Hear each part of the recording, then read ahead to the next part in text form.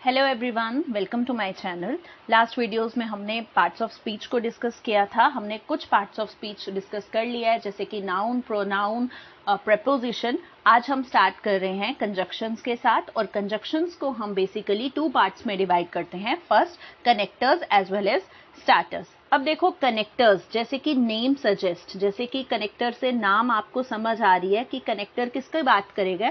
Connector बात करेगा जब वो दो सेंटेंसेस को या फिर दो सब्जेक्ट्स को आपस में कनेक्ट करता है, आपस में ज्वाइन करवाता है। सो जो भी कुछ ऐसे वर्ड्स होते हैं हमारे पास जो दो सेंटेंसेस को ज्वाइन करवाते हैं, कनेक्ट करवाते हैं, उनको हम कनेक्टर्स बोलते हैं। स्टार्टर्स क्या होते हैं? स्टार्टर्स होते हैं जो किसी भी सेंटेंस के स्टार्ट में यूज होता है, ठीक है, बिगिनिंग में यूज होता है। तो जिस कुछ ऐसे वर्ड्स जिनसे एक सेंटेंस स्टार्ट होता है उनको हम स्टार्टर्स बोलते हैं। तो हम कुछ स्टार्टर्स या कुछ कंजक्शंस की बात करेंगे या कनेक्टर की बात करेंगे। फॉर एग्जाम्पल देखो, the theatre was half empty. Theatre आधा खाली था, ठीक है, because it was raining heavily. So यहाँ पे आपने एक सेंटेंस की बात की है, the theatre was half empty, आधा खाली था। क्यों आधा खाली था? यहां से आपने क्या बोल दिया? क्योंकि बहुत जोरों से बारिश हो रही थी। सो आपने ए सेंटेंस, ये सपोज आपका ए सेंटेंस है and this sentence is B sentence, आपने दोनों सेंटेंस को एक वर्ड से कनेक्ट कराया और वो वर्ड था बिकॉज। क्योंकि थिएटर आधा खाली क्यों था? क्योंकि बहुत तेजी से बारिश हो रही थी। दूसरी एग्जाम्पल को कंसीडर करते हैं। You will feel comfortable. आप कंफर्टेबल फील करोगे, कब करोगे? If you open all the Windows. तो आपने ये सेंटेंस में सिर्फ इतना बोला कि आप कंफर्टेबल फील करोगे। कब करोगे? क्यों करोगे? कब करोगे? You open all the Windows, अगर आप सारी विंडोज को ओपन कर दो। यहाँ पे आपने कंडीशन रख दिया। यहाँ पे आपने फर्स्ट सेंटेंस में आपने रीजन की बात की थी और सेकेंड सेंटेंस में आपने कंडीशन रख दी कि आप अच्छा फील करोगे अगर आप सारी विंडोज को ओपन कर देते हैं। थर्ड एग्जाम्पल को कंसीडर करते हैं। Sameer can't walk very fast. वो तेजी से नहीं चल सकता है। दो ही इज वेरी टॉल। हालांकि वो बहुत लंबा है लेकिन वो फिर भी तेज तेज नहीं चल सकता। देखो, यहाँ पे एक बात की आपने कि वो तेजी से नहीं चल सकता, तो आपने ना एक नेगेटिव टोन में बात की कि वो तेजी से नहीं चल सकता। हालांकि वो लंबा है, मतलब लंबा होना दैट इज, वो टॉल है दैट इज, उसमें खूबी है, पॉजिटिव बात है। सो आपने देखा कि ये जो वर्ड था दो, इसने दो ऐसे सेंटेंसेस को कनेक्ट करवाया जो अलग अलग टोन के थे। फॉर एग्जाम्पल, समीर वॉक नहीं कर सकता, तेज तेज वॉक नहीं कर सकता, हालांकि वो लंबा है लेकिन फिर भी वो वॉक नहीं कर सकता। इसका मतलब यहाँ पे दो अपोजिट सेंटेंसेस की बात हुई, और दो अपोजिट सेंटेंसेस को जो वर्ड्स कनेक्ट करवाते हैं वो कॉन्ट्रास्ट करेक्टर होता है। आप, आई होप आपको एग्जाम्पल से हमारी जो भी मैं आपको एग्जाम्पल्स करवा रही हूँ उससे हमारे टॉपिक का थोड़ा सा आइडिया हो गया होगा। आपको बताती हूँ कनेक्टर्स क्या होते हैं। कनेक्टर्स ऐसे वर्ड होते हैं जो दो या दो से ज्यादा सेंटेंसेस को, फ्रेजेस को, क्लॉजेस को ज्वाइन करवाते हैं। कुछ ऐसे वर्ड्स, जो वर्ड्स आपने बहुत सारे देखे हैं, जैसे आपने एंड को देखा होगा, ठीक है, आपने बट देखा हुआ है, आपने बिकॉज देखा, अभी तो हमने एग्जाम्पल में बिकॉज भी देख लिया, ठीक है। नेक्स्ट आपने येट देखा है, स्टिल देखा है। सो बात ऐसी आती है कि हम इन वर्ड्स का यूज कहाँ पे करते हैं, कहाँ पे, किस हिसाब से हमें पता चलता है कि इन वर्ड्स का यूज करना है। सो अगर आप बहुत सारे कॉम्पिटिटिव दे रहे हो ना, अगर आप एसएससी दे रहे हो, अगर आप जेकेएसएसबी की बात कर रहे हो, आप एनडीए दे रहे हो, आप बैंकिंग दे रहे हो, तो यहाँ पे ना बहुत match the following based questions आते हैं जिनमें कनेक्टर्स की फॉर्म में बहुत क्वेश्चन आते हैं। आपको 3 to 4 क्वेश्चंस आपके कॉम्पिटिटिव एग्जाम में देखने को मिलते ही मिलते हैं। सो हम पढ़ेंगे कि इनका यूज कैसे कैसे होता है, कौन सा कनेक्टर है वो कैसे यूज की हम बात करते हैं। अगर मैं बात करूं एडिशन की, एडिशन, ठीक है, एडिशन की अगर मैं बात करती हूँ, एडिशन क्या होता है? जब आप कोई एक्स्ट्रा नॉलेज दे रहे हो, ठीक है। एडिशन कब होता है? जब आप कुछ किसी के बारे में ज्यादा बता रहे हो। तो जब आप एडिशन कैटेगरी का यूज करते हो, इसका मीनिंग होता है कि आपने एंड यूज कर दिया, जैसे कि A and B are best friends. A and B are best friends, इसका मतलब क्या हुआ कि ए और बी ए की तो बात की आपने, उसके साथ बी की बात की, तो दो लोगों को आपने किससे कनेक्ट करवा दिया, एंड से कनेक्ट करवा दिया। इसका मतलब आपने एडिशन कर दी, दो दो सेंटेंसेस को ज्वाइन करवा दिया, और ये आपका किस टाइप का सेंटेंस बन गया, कौन से कैरेक्टर का कनेक्टर बन गया, ये बन गया आपका एडिशनल कैटेगरी का कनेक्टर। सेकेंड अगर मैं आपको बात करूं, एडिशन में ही आपने एंड देख लिया ना, अब अगर मैं आपको बात करती हूं एज वेल एज की, सो एज वेल एज क्या होता है, एज वेल एज होता है, सपोज मैं बोलूं राधिका उसके दोस्त पार्टी को एंजॉय कर रहे हैं, तो यहाँ आपने सिर्फ राधिका की बात नहीं की है, राधिका और उसके दोस्तों की बात की है। राधिका की बात तो की आपने, और आपने यहाँ पे उसके दोस्तों की भी बात कर दी, और आपने इसको किससे कनेक्ट करवा दिया, एज वेल एज से। सो एज वेल एज भी किस टाइप का कनेक्टर हो गया है, ये किस कैटेगरी का कनेक्टर हो गया, ये एडिशनल कैटेगरी का कनेक्टर हो गया। सो आपने दो एग्जाम्पल्स तो देख ली हैं। नेक्स्ट अगर मैं बात करती हूँ उसके अलावा ऑल्सो, देखो मैंने सेंटेंस में क्या बोल दिया कि ऑल्सो भी एक एडिशनल कैटेगरी है। अब ऑल्सो क्या है, मैंने आपको पहले एंड बता दिया, मैंने आपको एज वेल एज बता दिया, उसके बाद मैंने ऑल्सो बता दिया। इसका मतलब ऑल्सो भी आपको एडिशनल कैटेगरी बता रहा है। बिसाइड्स, बिसाइड्स क्या होता है, बिसाइड्स होता है अलावा, बिसाइड्स भी एक एडिशनल कैटेगरी का कनेक्टर है। देन आप वर्ड यूज करते हैं in addition to, in addition to, in addition to is also additional category, in addition to. Next आप यूज करते हैं not only, not only a but also, not only and but also is same as additional category। so अभी आपने जितने भी words देखे ये सारे additional category के connectors थे, ठीक है। अगर मैं आपको एक एग्जाम्पल देती हूं, so let's see, he was, देखने को मिला he was, वो not only fine, सिर्फ उसको फाइन ही नहीं हुआ, बट ऑल्सो, और क्या हुआ, उसको इम्प्रिजनमेंट भी मिल गई, उसको जेल भी हो गई। तो आप इसको ऐसे भी पढ़ सकते हो कि उसको सिर्फ जेल ही नहीं हुई बल्कि उसको फाइन भी हो गया, या फिर उसको फाइन ही नहीं हुआ बल्कि उसको इम्प्रिजनमेंट, जेल भी मिल गई। तो यहाँ पे आपने दो सेंटेंसेस को क्या करवा दिया, ज्वाइन करवा दिया, not only say but also say, ठीक है। सो ये सारी कैसी हैं, ये सारी एडिशनल कैटेगरी है, additional category. So I hope आपको एडिशन या एडिशनल कैटेगरी का क्लियरेंस हो गया होगा। नेक्स्ट अगर हम बात करते हैं नेक्स्ट कैटेगरी की, मैं आपको बात करती हूँ, that is contrast category. Contrast category is most important category.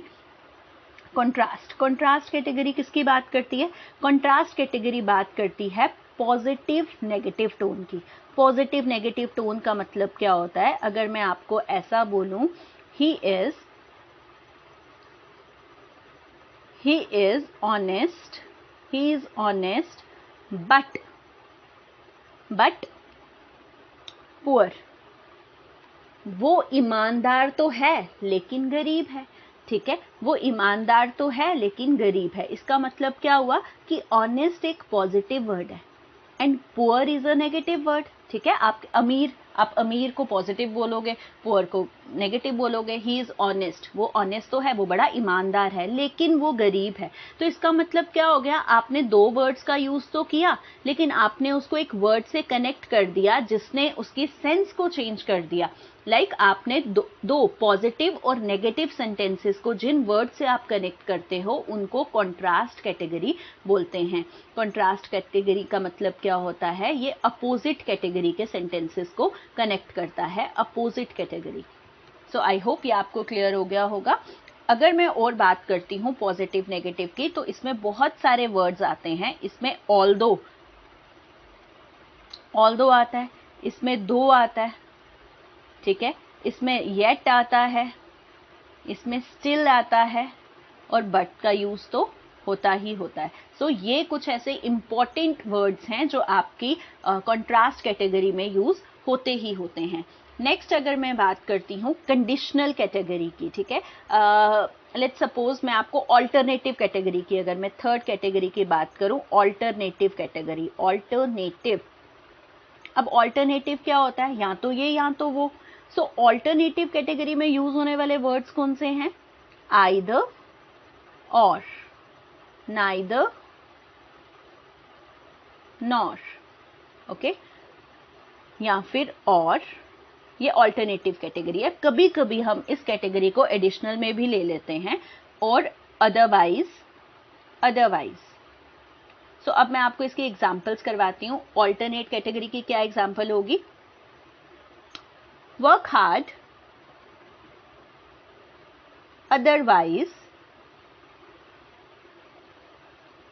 otherwise you will not pass,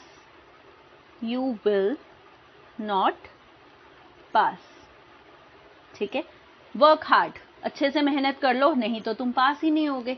otherwise, ठीक है, तो आपको ऑल्टरनेटिव दे दिया, आपको दो ऑल्टरनेटिव मिल गए हैं, या तो आप हार्ड वर्क कर लो या तो तुम पास ही नहीं होगे, ठीक है। तो वर्क हार्ड तुमको करना पड़ेगा अगर तुमको पास होना है। अगर मैं दूसरी एग्जांपल लूं, आइदर ही इज अनवेल, और he does not want to come,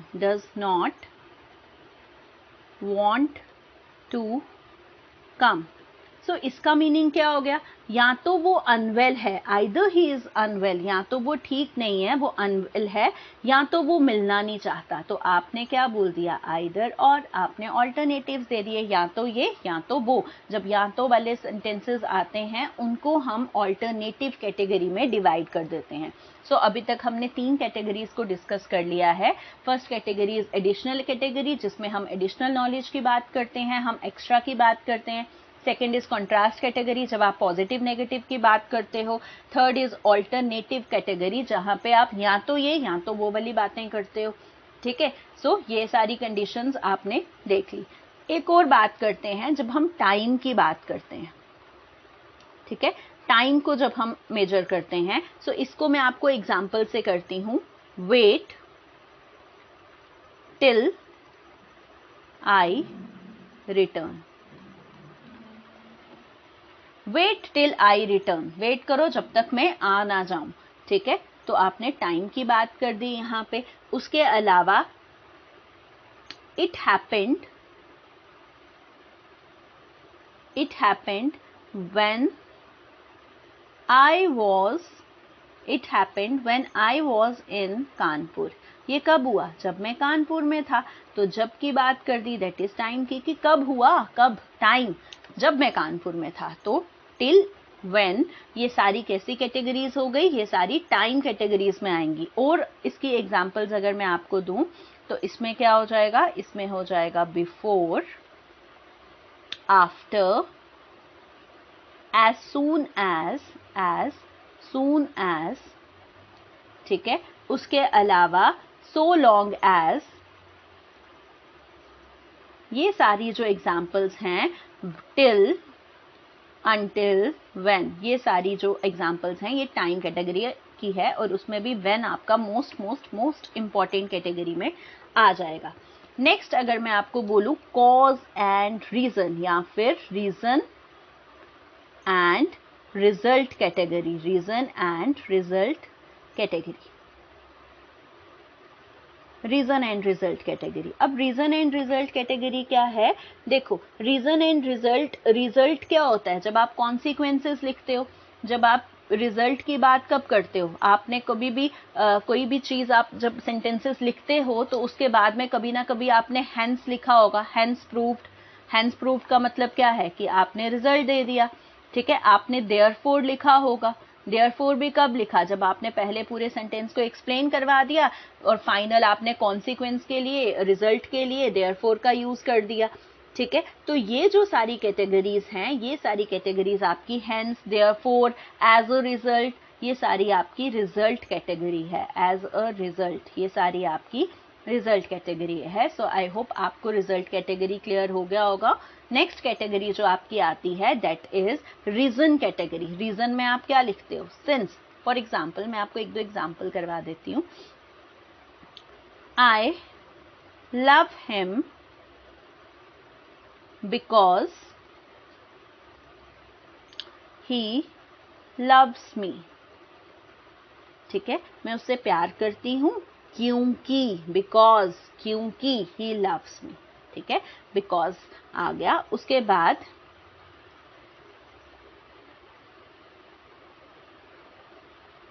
let us move to school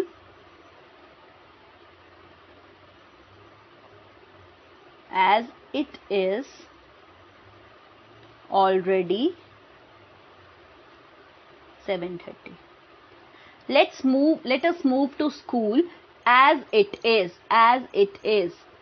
ठीक है, as it is already 7:30. चलो स्कूल चलते हैं, ऑलरेडी 7:30 हो गए हैं. Let's move to school, already 7:30 हो गए हैं. ठीक है, तो ये सारी जो कैटेगरी है बिकॉज, एज, ये किस टाइप की कैटेगरी है? ये रीजन कैटेगरी है, रीजन कैटेगरी. सो आपको कुछ कैटेगरीज के बारे में पढ़ना था, और कुछ कैटेगरीज क्या हैं जो आपने अभी देखी. ये कैटेगरीज हैं, ये कनेक्टर्स के क्वेश्चन में यूज होता है, और इसके अलावा भी बहुत सारे क्वेश्चंस हैं, बहुत सारी कैटेगरीज हैं जो यूज होती हैं. ठीक है, so let's start with subject verb agreement. Subject verb agreement क्या होता है?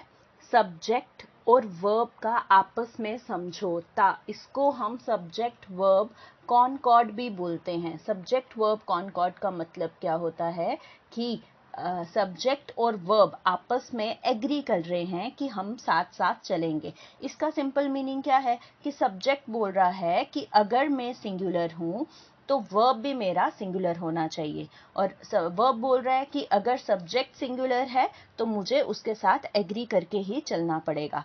सो सब्जेक्ट क्या होता है? सब्जेक्ट होता है जिसके बारे में बात की जा रही है. ठीक है, हमको अपने सेंटेंस में जब भी हम कोई एरर का क्वेश्चन सॉल्व करने की कोशिश करते हैं, या हम अपनी इंग्लिश सेंटेंसेस को रीडिंग कुछ कोई टॉपिक का करते हैं, तो हम पहले ये बात का पता लगाते हैं कि उसका सब्जेक्ट क्या है. सो सब्जेक्ट होता है जिसके बारे में बात की जा रही है, व्हाट वी टॉक ऑफ. सो जिसके बारे में बात की जा रही है वो हो गया सब्जेक्ट. और वर्ब क्या होता है? वर्ब होता है जो वर्ड्स जो एक्शंस परफॉर्म करते हैं. एक्शंस, कुछ ऐसे वर्ड्स जो कोई एक्शंस परफॉर्म करते हैं. For example, he is my brother. देखो, ही किसके बारे में बात हो रही है? ही के बारे में बात हो रही है. ही क्या है? सिंगुलर है. सिंगुलर है और थर्ड पर्सन है. थर्ड पर्सन, आपने प्रोनाउंस में तो पर्सन्स के बारे में पढ़ ही लिया होगा. So third person singular, third person singular. He subject हो गया.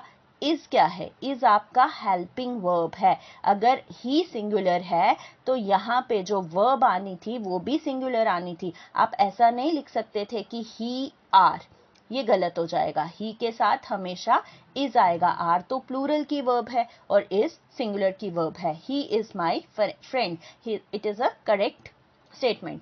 नेक्स्ट अगर मैं बात करूं, it cost me ₹500. It is just an example. It क्या हो गया? इट आप फिर से थर्ड पर्सन सिंगुलर की बात कर रहे हो. इट नॉन लिविंग के लिए यूज करते हैं. इट सब्जेक्ट है, क्योंकि कोई भी चीज, आप किसी चीज की बात कर रहे हैं तो आपने इट बोल दिया. It cost me, it cost me ₹500. ₹500 की बात हो रही है. और कॉस्ट, देखो कॉस्ट मतलब इसकी रकम.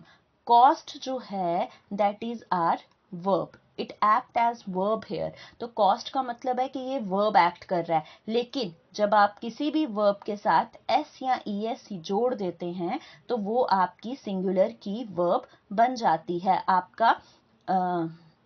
आपका आधे से ज़्यादा टॉपिक, अगर मैं बोलूँ, आपके आधा से ज़्यादा इंग्लिश तो इसी चीज़ से हो जाती है जब आप ये चीज़ पहचान लेते हैं कि आपका सब्जेक्ट कैसा है और उसके साथ वर्ब कैसी आएगी. फॉर एग्जाम्पल, हमें पता है कि 3 टाइप्स ऑफ वर्ब हैं, फर्स्ट, सेकेंड एंड थर्ड. जिसको आप क्या बोलते हो? वर्ब की कितनी सारी फॉर्म्स हैं? वर्ब की फर्स्ट फॉर्म है, वर्ब की सेकेंड फॉर्म है और वर्ब की थर्ड फॉर्म है. अब मैं इसमें बात करती हूँ, अगर मैं यहाँ पे आपको बोलूँ कि फर्स्ट फॉर्म ऑफ वर्ब जिसको आप प्रेजेंट भी बोलते हैं, ये हम टेंस में कंप्लीट कर लेंगे.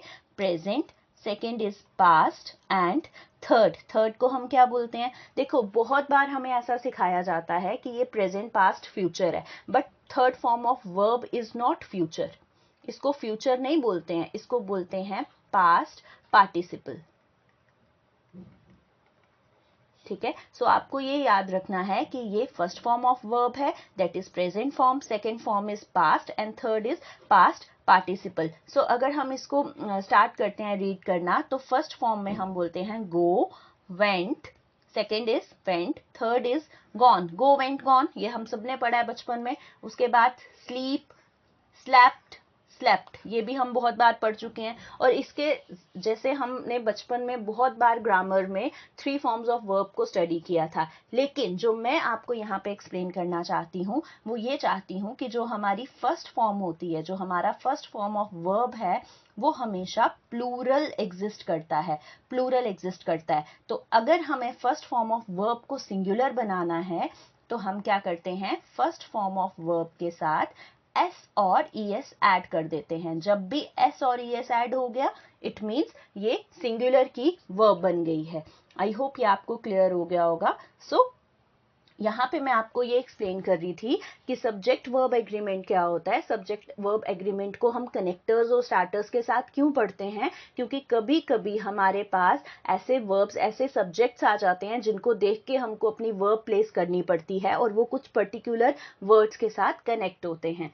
सो अब आपको याद रहेगा कि वर्ब क्या होता है। वर्ब होता है जो भी एक्शन परफॉर्मिंग वर्ड्स होते हैं। वर्ब हमेशा फर्स्ट फॉर्म में जब हम यूज करते हैं वो हमेशा प्लूरल होता है, और जब हम उस प्लूरल के फर्स्ट फॉर्म के साथ एस और ईएस लगा देते हैं तो वो सिंगुलर का वर्ब बन जाता है। फॉर एग्जाम्पल, गो के साथ एस और ईएस यूज कर लिया तो वो बन गया गोज। और गोज क्या है, आप हमेशा ऐसा बोलोगे, ही गोज मतलब वो जाता है। ही क्या हो गया, ही आपका सब्जेक्ट हो गया सिंगुलर का, एंड गोज आपका वर्ब हो गया, वो भी सिंगुलर का। आई होप ये आपको क्लियर हो गया होगा। नेक्स्ट अगर हम बात करते हैं, नेक्स्ट बात करने से पहले मैं आपको कुछ रूल्स कराने वाली हूँ जो आपके लिए मोस्ट इंपॉर्टेंट है, एग्जामिनर्स फेवरेट हैं, और आपको लगेगा कि यार बहुत बार हमने ऐसा देखा है बट शायद हमको इतना नॉलेज नहीं होता तो हम बार बार ये ऐसे क्वेश्चंस को गलत कर देते हैं। सो अगर आप एक सेंटेंस को कंसीडर करो, sentence is Ram along with his friends. अब मुझे यहाँ पे एक चीज बताइएगा, राम जो है, राम हमारा सब्जेक्ट है। किसकी बात हो रही है, राम की बात हो रही है। और किसकी बात हो रही है, उसके दोस्तों की बात हो रही है। तो ये आपका सब्जेक्ट 2 है, क्योंकि बात किसकी हो रही है, राम और उसके दोस्तों की। Ram along with his friends is and are, ये आपके वैसे हेल्पिंग वर्ब भी हैं और मेन वर्ब का भी काम कर रहे हैं। Going to party. अब यहाँ पे क्या आएगा, कभी भी इस टाइप का सेंटेंस हो जहाँ पे 2 सब्जेक्ट्स की इन्वॉल्वमेंट हो और यहाँ पे आपने देखा कि ये कनेक्टर के साथ कनेक्टेड है, जॉइंट है, that connector is along with, ठीक है। तो अब क्या होगा, कुछ स्टूडेंट्स मिस्टेक कर देंगे और वो यहाँ पे ऐसा देखेंगे कि हमारा सब्जेक्ट 2 जो है that is in plural form, क्योंकि उसके दोस्तों की बात हो रही है, बहुत सारे दोस्तों की बात हो रही है, हिज फ्रेंड्स की बात हो रही है। सो आप प्लूरल का सब्जेक्ट आप देखोगे, सब्जेक्ट 2 जो है वो प्लूरल है, तो वर्ब आप लगा दोगे प्लूरल की, जो आपका ग्रामेटिकली इनकरेक्ट स्टेटमेंट बन जाएगा। अब ये ग्रामेटिकली इनकरेक्ट क्यों बन जाएगा, क्योंकि यहाँ पे सब्जेक्ट वर्ब एग्रीमेंट या फिर कनेक्टर्स और स्टार्टर्स का कुछ रूल होता है, और वो रूल क्या बोलता है कि जब हमारे सब्जेक्ट्स 2 सब्जेक्ट्स कुछ पर्टिकुलर वर्ड्स के साथ कनेक्टेड होते हैं तो हम वर्ब भी अकॉर्डिंगली यूज करते हैं। इन रूल्स को आपने याद रखना है, क्योंकि ये मोस्ट इंपॉर्टेंट रूल्स हैं और ये एग्जाम्स में आते ही आते हैं। सो आपको याद रखना है। यहाँ पे क्या आना था, राम, राम किसके साथ, अपने दोस्तों के साथ। इज और आर गोइंग टू पार्टी, यहाँ पे आना था Ram along with his friends is going to party. So correct answer is.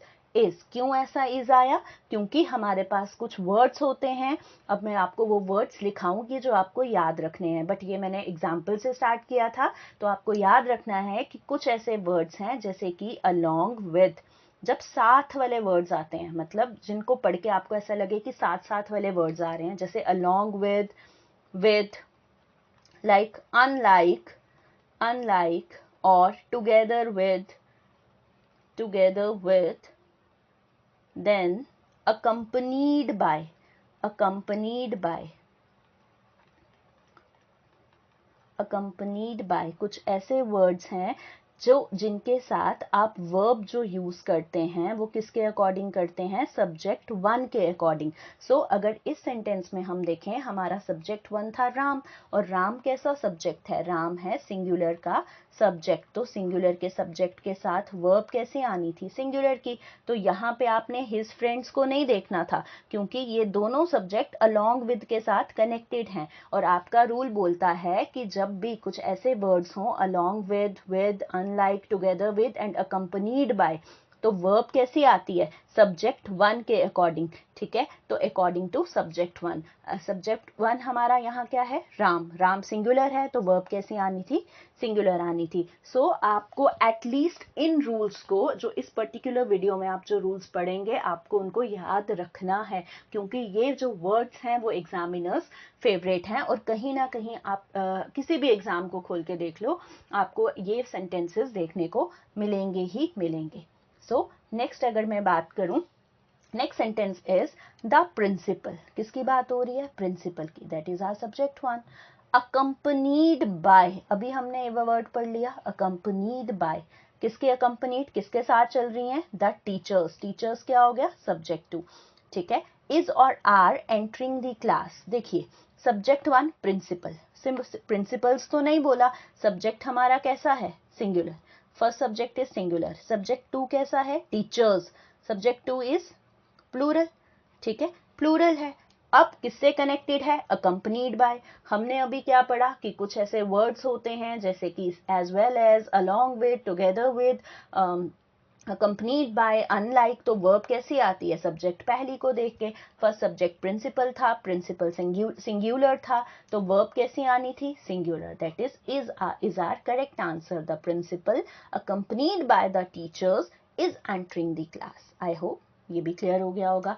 Next देखिएगा, द राइटर्स, एक राइटर की बात नहीं हो रही है, बहुत सारे राइटर्स की बात हो रही है। सब्जेक्ट वन कैसा है आपका, सब्जेक्ट वन प्लूरल का है, किससे कनेक्टेड है, एज वेल एज, हमारे रूल में एज वेल एज भी आता है। आई होप मैंने आपको ये लिखाया होगा, सो मैं अभी लिख देती हूँ, as well as, as well as, okay. So the writers as well as the publisher, publisher तो सिंगुलर है, सब्जेक्ट टू आपका कैसा है, सिंगुलर, तो वर्ब किसको देख के आएगी, वर्ब आएगी फर्स्ट सब्जेक्ट को देख के, first subject is has, first subject था आपका द राइटर्स, सॉरी यहाँ पे ये नहीं आएगा, आपका फर्स्ट सब्जेक्ट प्लूरल है, तो वर्ब कैसी आएगी, वर्ब यहाँ पे आएगी प्लूरल की, तो प्लूरल की वर्ब होती है have. The writers as well as the publisher have arrived. I hope ये आपको क्लियर हो गया होगा। अब नेक्स्ट मैं आपको यही चीज बताना चाहती थी कि इस रूल को मैं थोड़ा अच्छे से आपको लिख के दे देती हूँ। ये रूल क्या बोलता है कि जब हमारे पास कुछ ऐसे दो सब्जेक्ट्स होते हैं, लाइक सब्जेक्ट वन, ठीक है, ये किसके साथ कनेक्टेड है, कुछ ऐसे वर्ड्स हैं like as well as, along with, ठीक है, with, together with, accompanied bye,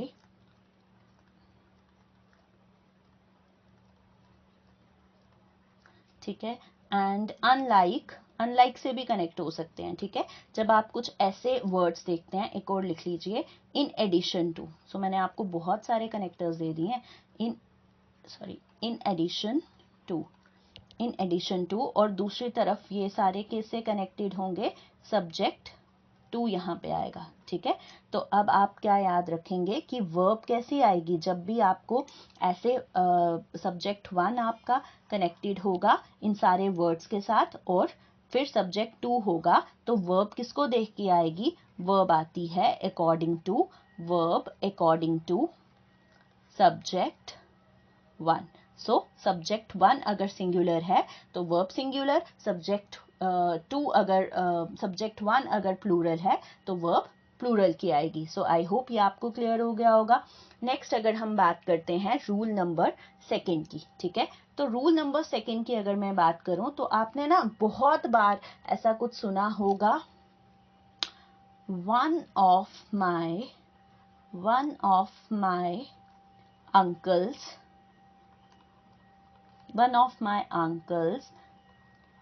lives in USA. ठीक है, एक और एग्जाम्पल देती हूँ. one of my dreams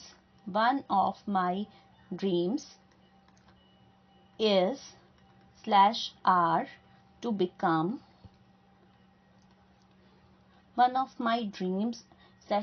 become a doctor. ओके, सो मैंने आपको दो एग्जाम्पल्स कंसीडर करवा दी यहाँ पे. First example is one of my uncle. ठीक है, तो अब यहाँ किसकी बात हो रही है? देखो, अंकल्स की बात हो रही है. अंकल्स क्या है? सब्जेक्ट है. सब्जेक्ट कैसा है? ठीक है, सब्जेक्ट कैसा है? सब्जेक्ट आपका प्लूरल का है कि अंकल्स हैं, अंकल्स. ठीक है, कौन? वन ऑफ माई अंकल्स, मेरे बहुत सारे अंकल्स में से एक अंकल.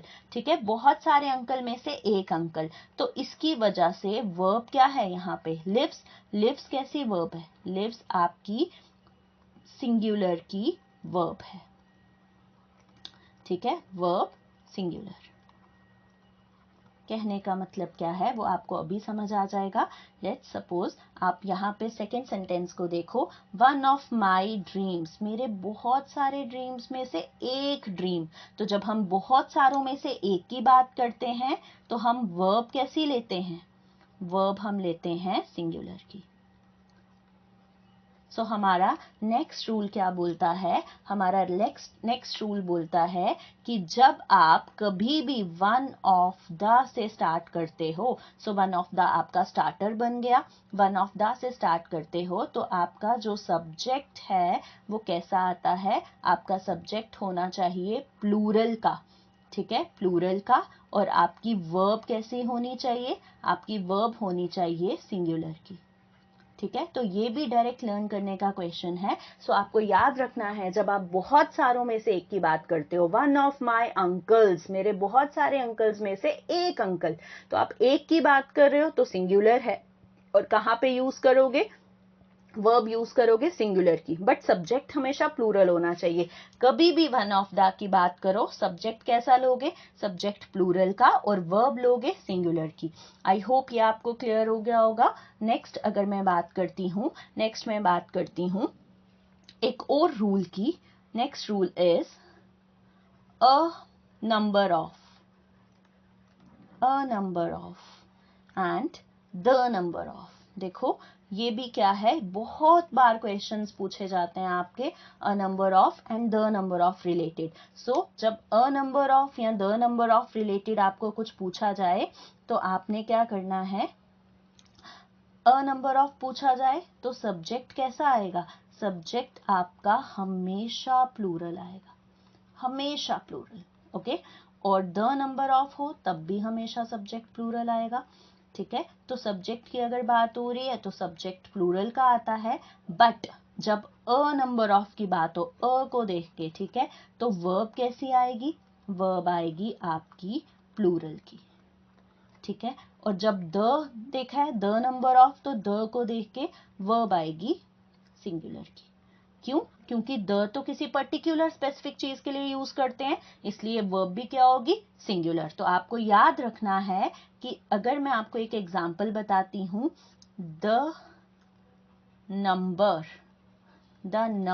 ऑफ सजेशंस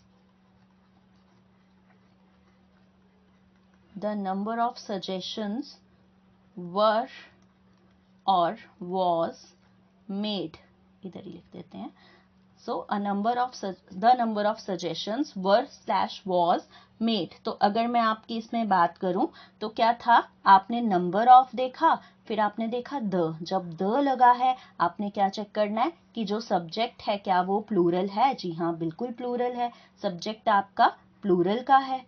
ठीक है, और आपने वर्ब को देखना है. वर्ब क्या आनी चाहिए थी? द लिखा है, द लिखा होगा तो वर्ब आनेगी आपकी singular. The number of suggestions was made. ठीक है, कभी कभी ऐसा आपको लगेगा कि आपकी स्पोकन इंग्लिश आपकी ग्रामेटिकल से डिफरेंट है, बट ग्रामेटिकली आपका सेंटेंस बिल्कुल करेक्ट होगा अगर आप रूल्स के अकॉर्डिंग फॉलो करोगे. So the number of suggestions was made. अगर अभी यहाँ पे क्वेश्चन होता कि अ number of suggestions, a number of suggestions,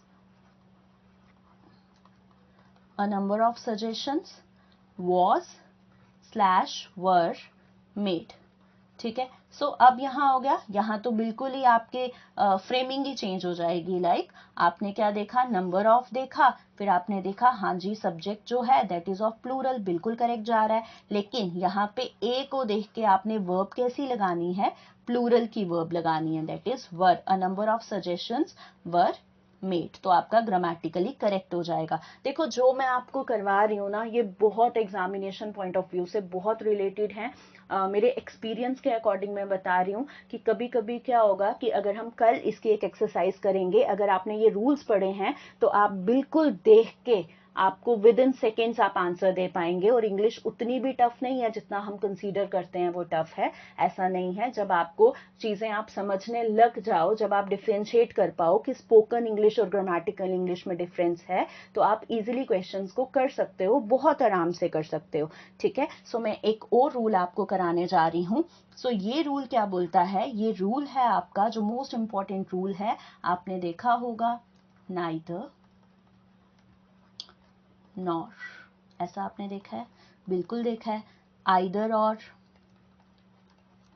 either और, ठीक है। Okay, not only, not only but also, not only के साथ बट ऑल्सो लगता ही लगता है। सो यहाँ पे अब मैं आपको बताती हूँ कि यहाँ पे अगर आपने ऐसा किया कि यहाँ पे आपका पहला सब्जेक्ट आएगा, यहाँ पे आपका दूसरा सब्जेक्ट आएगा, सिमिलरली यहाँ पे पहला सब्जेक्ट, यहाँ पे दूसरा सब्जेक्ट, यहाँ पे पहला सब्जेक्ट, यहाँ पे दूसरा सब्जेक्ट, तो अब इनके बाद में जो वर्ब आप यूज करेंगे वो कैसे करेंगे, अकॉर्डिंग टू वर्ब, कैसा करेंगे, अकॉर्डिंग टू सब्जेक्ट सेकंड, जिसको हम नियरेस्ट सब्जेक्ट भी बोलते हैं। सो अगर आपका कभी भी सब्जेक्ट अगर इन सारे वर्ड्स के बाद, इन सारे कनेक्टर्स के बाद आपका सब्जेक्ट सेकंड कैसा है, वही आपका वर्ब डिफाइन कर लेगा कि सब्जेक्ट टू के अकॉर्डिंग आना चाहिए। जैसे मैं बोलूं for example, neither, neither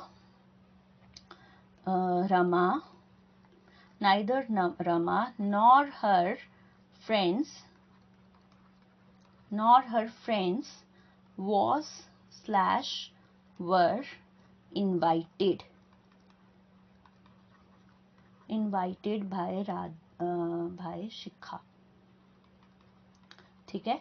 neither Rama nor her friends, ना ही रमा ना ही उसके दोस्त। देखो नाइदर आइदर नॉट ओनली में क्या है, नाइदर नॉर होता है ना ही ये ना ही वो, आइदर और होता है या तो ये या तो वो, नॉट ओनली बट ऑल्सो होता है सिर्फ ये ही नहीं वो भी, ठीक है। तो कभी भी ये सारे वर्ड्स जो आते हैं ये दो सब्जेक्ट्स के बीच में ही लगते हैं, ये कनेक्टर और स्टार्टर दोनों का काम करते हैं। तो यहाँ पे क्या देखा आपने कि जो रमा है, जो यहाँ पे रमा है that is your subject one is singular, nor के बाद आपने देखा her friend subject two but plural, ठीक है। तो वर्ब कैसे आनी थी, न हर फ्रेंड्स को देख के, सब्जेक्ट टू को देख के, तो वर इनवाइटेड, ठीक है। सो आई होप ये आपको क्लियर हो गया होगा। सो अभी क्या होगा, आज के लिए हम इतना करेंगे, नेक्स्ट क्लास में मैं कुछ और रूल्स लेके आऊंगी, प्लस मैं आपके लिए बहुत सारे एरर के क्वेश्चंस लेके आऊंगी जिनको पढ़ के आप इजीली डिटेक्ट कर पाओगे। और जब आपको इंग्लिश थोड़ा थोड़ा आने लगेगा तो आपके अंदर एक कॉन्फिडेंस बूस्टअप हो जाएगा, आप बहुत खुश हो जाएंगे कि आपकी इंग्लिश धीरे धीरे क्लियर होती रहेगी। सो उसके लिए क्या है कि रोज एडिटोरियल पढ़िए, रोज अपनी रीडिंग स्किल्स को एनहांस कीजिए, प्लस मैं आपके साथ रोज प्रैक्टिस करूंगी। सो आई होप आपको वीडियो पसंद आया। अगर आपको अच्छा लगा तो ज्यादा से ज्यादा प्लीज शेयर कीजिएगा। या आपके जो अपकमिंग एग्जाम्स हैं, लाइक आपका हाई कोर्ट का जूनियर असिस्टेंट का एग्जाम है, या आपके जेकेएसएसबी के एग्जाम्स आने वाले हैं, प्लस आपका एसएससी तो गोइंग ऑन है, उसके अलावा आपके बैंकिंग के एग्जाम्स हैं, तो ये बेसिक कॉन्सेप्ट है, बेसिक कॉन्सेप्ट जो आपके हर एग्जाम्स में यूज होने वाला है, ठीक है। तो अगर आप इसको पढ़ लोगे, आप 2x पे वीडियो चला के पढ़ सकते हो, आप धीरे धीरे पढ़ सकते हो, जैसा आपको लगे, बट आपको अगर एक बार में क्लियर नहीं होता तो प्लीज आप दूसरी बार इसको पढ़ के देखिएगा, आपको अच्छा लगेगा। और please like the video and share it with your friends, and thank you so much, all the best.